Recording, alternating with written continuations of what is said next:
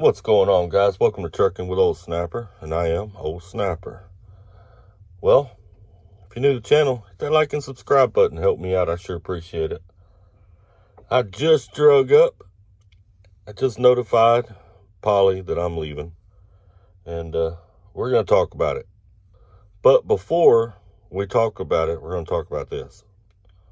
If you followed me to Polly or whatever, your situation may be different than mine. All right. I'm leaving more over a personal trip over just a run of bad luck. I've had a horrible run of bad luck the last few months here at Polly. There have been some people within Polly who have tried to help and help my situation, but tonight it just all came to a head. We're going to start at the beginning.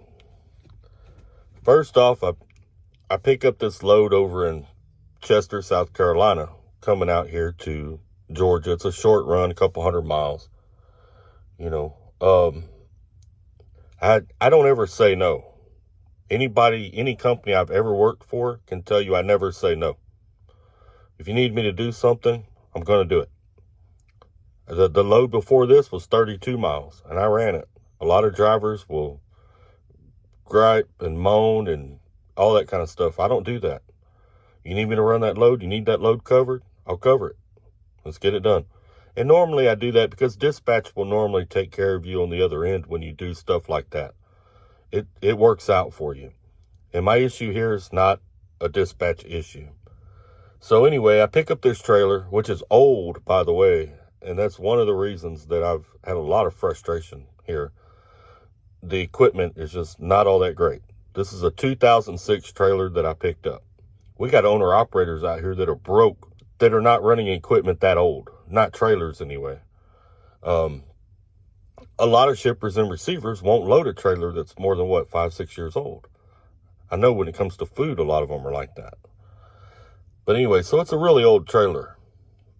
And it's not a high-dollar trailer to begin with, so it's going to require a lot of TLC, because it's a cheaper trailer. It's basically aluminum foil with a shell. That's what we run, So anyway, I do my little walk around. Everything's good. I take off. I get on the road. And I get all the way out here to Georgia. Now, mind you, I've gone through 2 scales. And I went through the scale when I entered Georgia. So whatever happened after that point. Had to have. I get on the west side of Atlanta.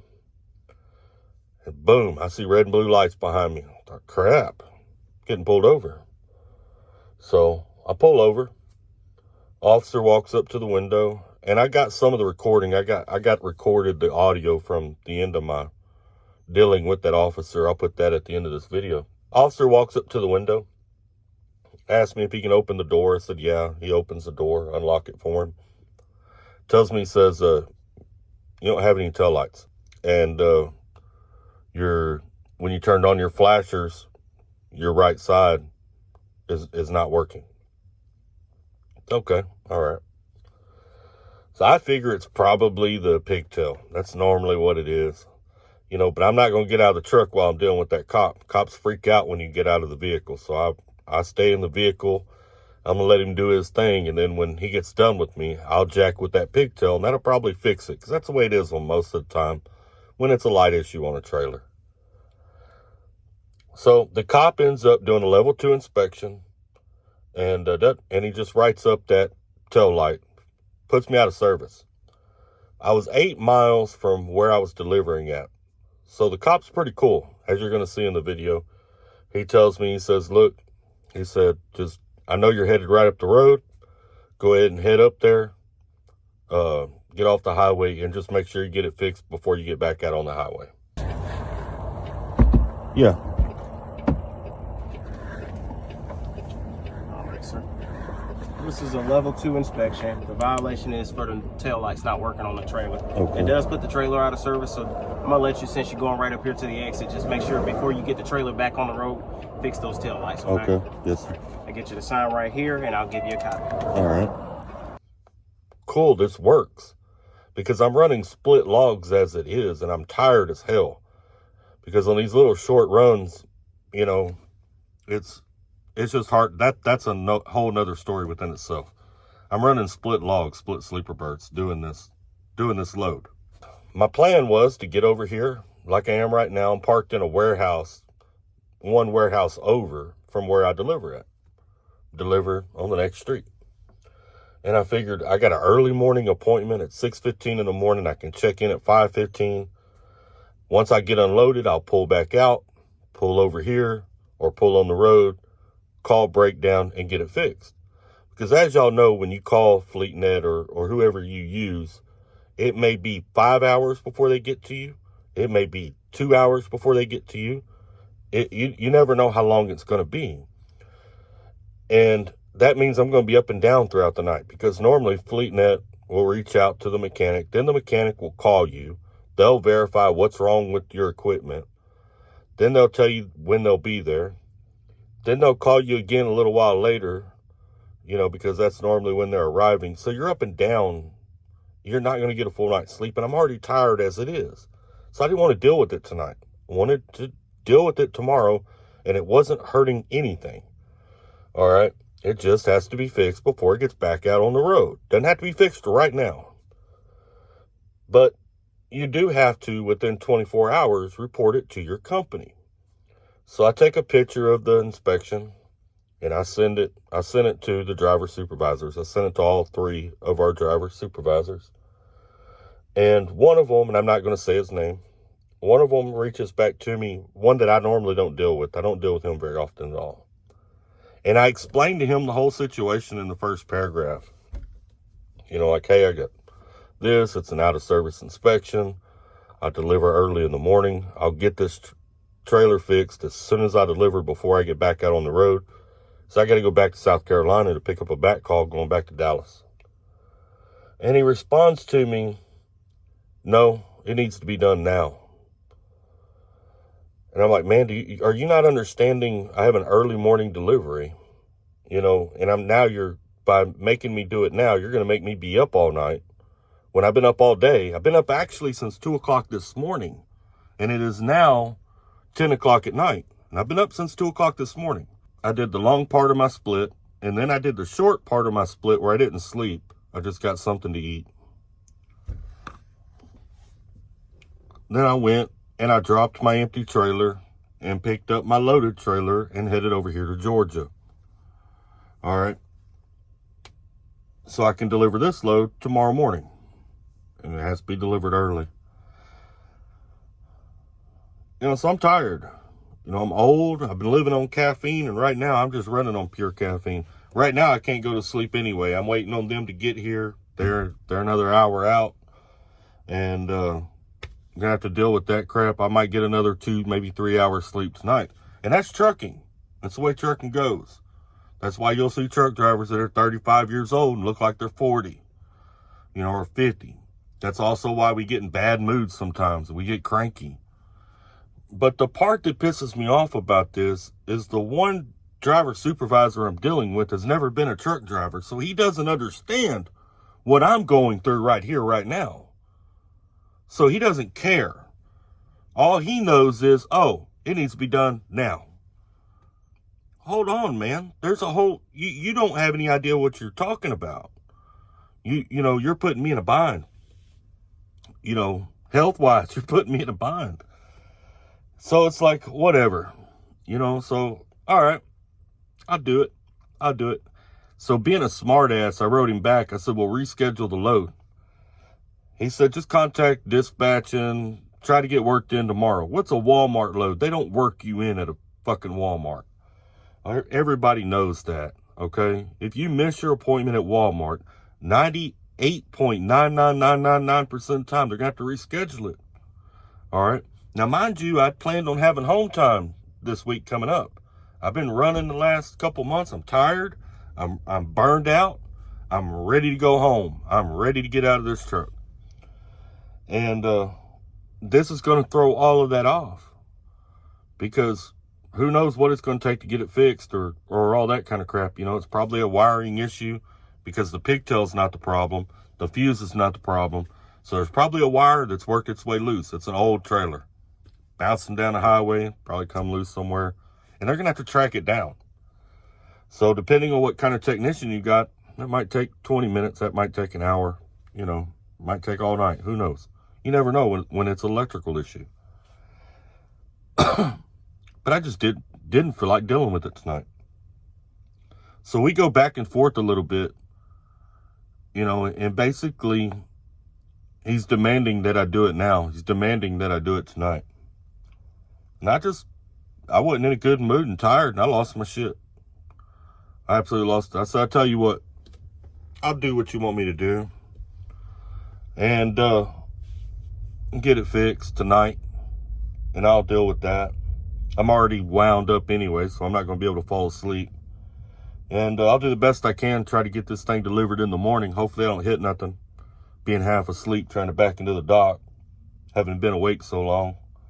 And then I'll get some sleep after that. I'll go pick up this backhaul going back to Dallas. I'm supposed to be in Dallas on Wednesday. And when I get there, I'll clean my shit out. Y'all can have it. I mean, I'm already frustrated as it is because my truck was broke down for 3 weeks. For 3 solid weeks, it was up there in their shop. They told me it was good. Come get it. I get out of the loaner truck. I move all my stuff back into my truck that they've assigned me. I don't have any electricity in the sleeper. The inverter don't work. They didn't fix that. I don't have any dash lights. And I got a check engine light that keeps coming off and on. You know, so I mean, they really didn't do anything to it. It's this kind of stuff that has just been problem after problem after problem after problem. I got to be honest with you. The shop here sucks. The shop at this company is poor, very poor. You know, and something I haven't talked about because I didn't want to cause any problems with myself working here. And one of the reasons I haven't really made a poly video in a long time is because of the shop and the issues. Not only that, but they took a guy and made him a supervisor, I guess. He's got that first desk when you go in there. He's not the easiest person in the world to deal with. And he talks down to you. The last time I dealt with him, he talked down to me, dealing with him. And, I mean, he talked to me like I was stupid. And it was me actually doing a favor for them. You know, I was inspecting trucks for them. That way they would be ready if someone needed a loaner truck. Actually, on my time off, I'd go up there and do this and get some extra hours. You know, I kind of quit doing that because it only pays like $15 an hour. And it just doesn't, time taxes and everything come out of it. $15 an hour ain't nothing. You know, but I was doing that kind of on my time off. That way I could make a little extra money.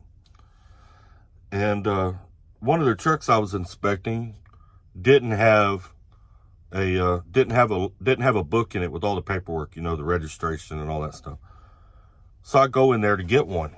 They'll make one up right there. They'll print it out and they have some books. They'll make them up. And he tells me, "Are you sure there's not a book in that truck?" So I'm sure. I've looked everywhere. There's no book in the truck. You're welcome to go look if you'd like. Well, he doesn't want to do that. He's too lazy to go do that. His response to me was, "Oh, the guy that's good at doing that isn't here." How are you good at looking for a book inside of a truck? I mean, tell me you're lazy without telling me you're lazy. That's the laziest response I've ever heard, man. But anyway, he kind of talks to you like you're stupid. I don't like dealing with him. I avoid dealing with him as much as possible. But here, trucks break down so much that you got to deal with them. So it just kind of puts you in a spot. Between November and January, I had like 23, either 23 or 29 days, something like that. It was in the 20s. Total broke down. You know, so it's just been steadily building on me over time, you know. And I'm pretty tired right now, so I hope all this is making sense. But I mean, it's just steadily building on me over time. And it's like breakdown after breakdown, issue after issue after issue. And tonight, I've had it. It was the end of it. When he told me, "No, you're doing it now," that was the end of it for me. I don't know if trucking companies realize, but a lot of times when a driver quits, it's not from that one issue. It's from a buildup of issues. You know what I'm saying? And we put up with a lot of times to try to make it work and try to stay at a company and make it work. But once you push a driver to a certain point, it's too easy to go anywhere else. A driver can change companies in the time it takes you to do a 34-hour reset. That's how quick it is to change companies. Doesn't take no time at all. You know, like literally tonight, I quit.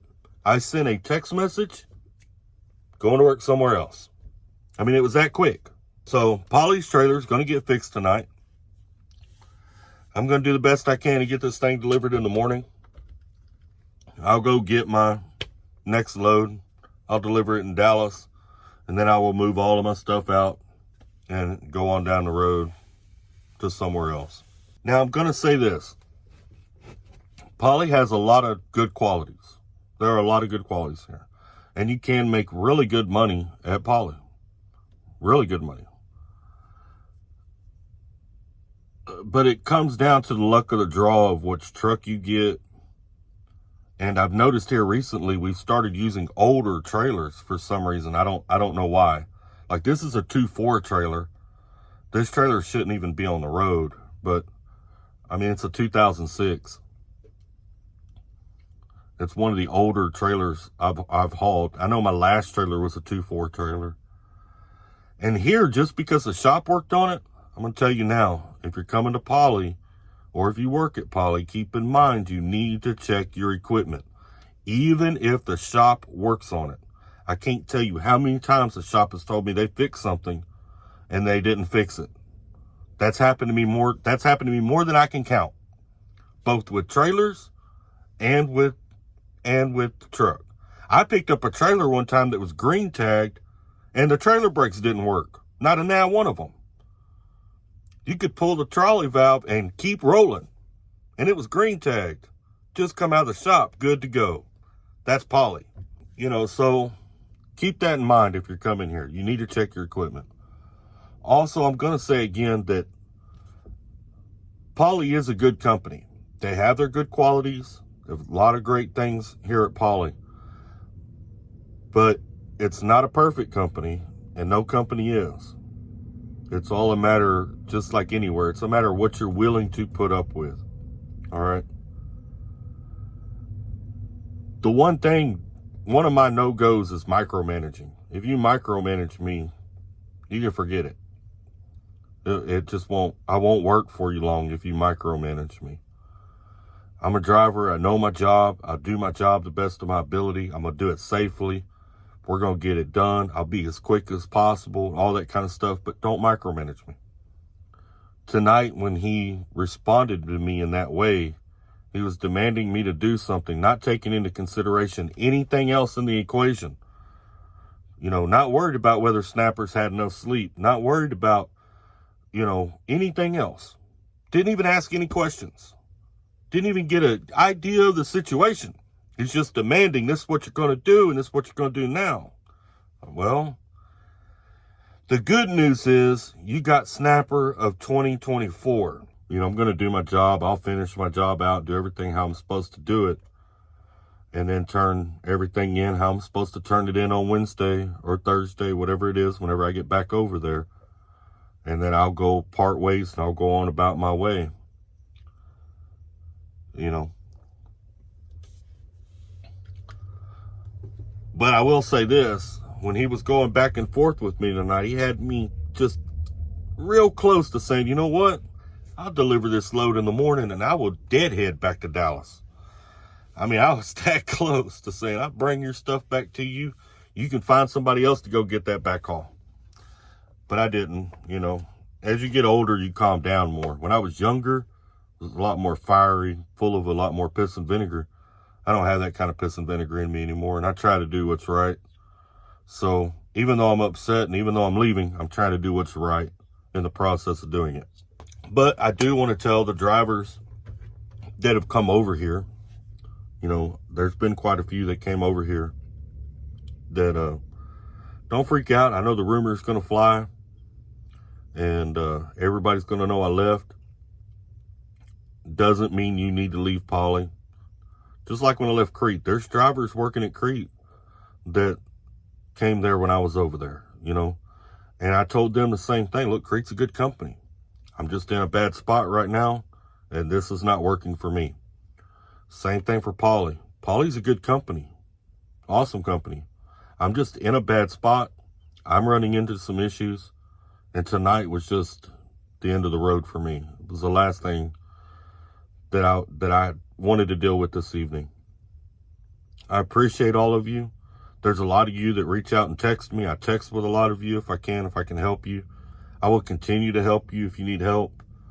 You're all welcome to email me or message me if you got my number and you're working here at Poly. If I can help you or give you any advice, I will.